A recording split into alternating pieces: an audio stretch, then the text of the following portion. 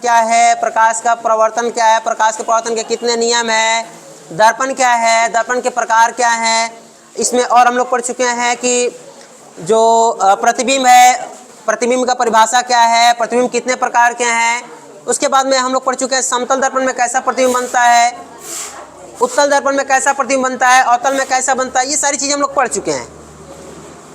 फिलहाल हम लोग पढ़ रहे थे कि अवतल दर्पण में कहाँ किसी वस्तु को रखा जाए तो कैसा प्रतिबिंब बनेगा। इसमें इस क्रम में हम लोग 3 को शायद पढ़ चुके हैं क्या।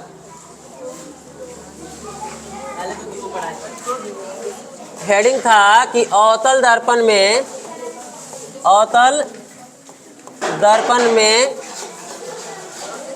प्रतिबिंब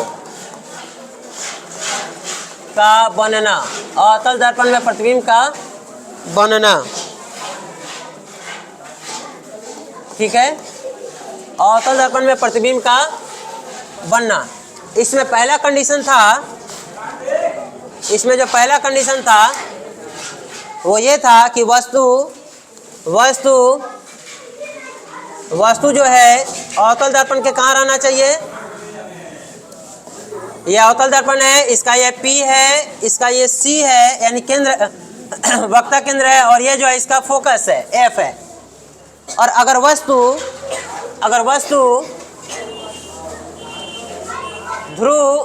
ध्रुव और फोकस के बीच में होगा तो प्रतिबिंब कैसा बनेगा।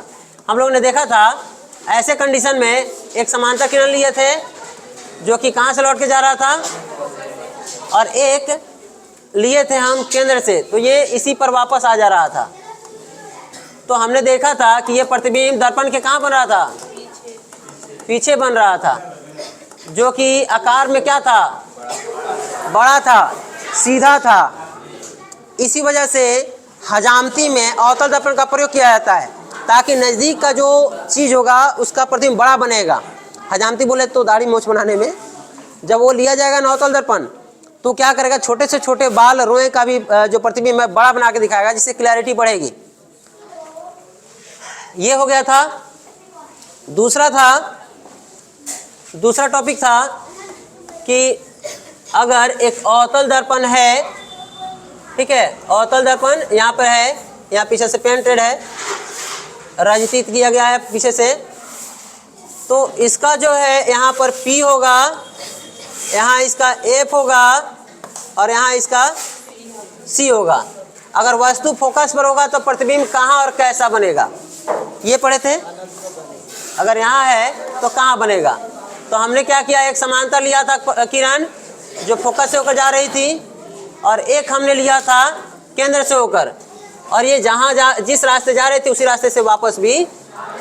तो हमने देखा था ये दोनों एक दूसरे के समांतर हो जा रही हैं, दोनों एक दूसरे क्या हो जा रही हैं, अब समांतर हो जा रही थी। कहाँ काटेंगी, अनंत में, यानी बहुत दूर, जिसको हम लोग भोजपुरी में कहते हैं ना बहुत दूर, ओकरे के कहाँ काटेगी, अनंत में, यानी बहुत दूर काटेंगी। तो इसका प्रतिबिंब कहाँ बनेगा, अनंत में बनेगा, बहुत दूर बनेगा, ठीक है। अब बताओ ये प्रतिबिंब बड़ा होगा कि छोटा होगा, बहुत बड़ा होगा।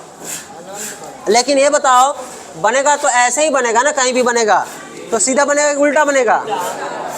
प्रतिबिंब होता है 2 तरह का, जो प्रतिबिंब है वो कितने तरह का होता है, 2 तरह का। एक होता है वास्तविक प्रतिबिंब और एक होता है आभासी प्रतिबिंब। वास्तविक माने ओरिजिनल, आभासी माने डुप्लीकेट, यानी कि काल्पनिक भी आप इसे कह सकते हैं, काल्पनिक, ठीक है। और ये वास्तविक प्रतिबिंब होता है, इसकी पहचान ये है कि हमेशा क्या होगा, उल्टा होगा, और ये हमेशा क्या होगा, सीधा होगा, ठीक है। इसकी एक और पहचान ये है कि इसे जो है पर्दा पर प्राप्त कर सकते हैं, पर्दा पर प्राप्त कर सकते हैं। ऐसे पर्दा पर प्राप्त नहीं कर सकते हैं। बात समझ में आया। अब ये बताओ ये उल्टा होगा तो वास्तविक होगा कि आभासी होगा,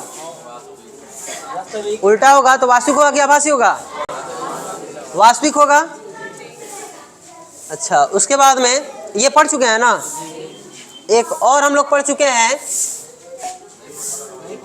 अच्छा, 2 ही पढ़े हैं। अच्छा, तो ये लिखिए, जब वस्तु, लिखिए, जब वस्तु अवतल दर्पण के, अवतल दर्पण के, अवतल दर्पण के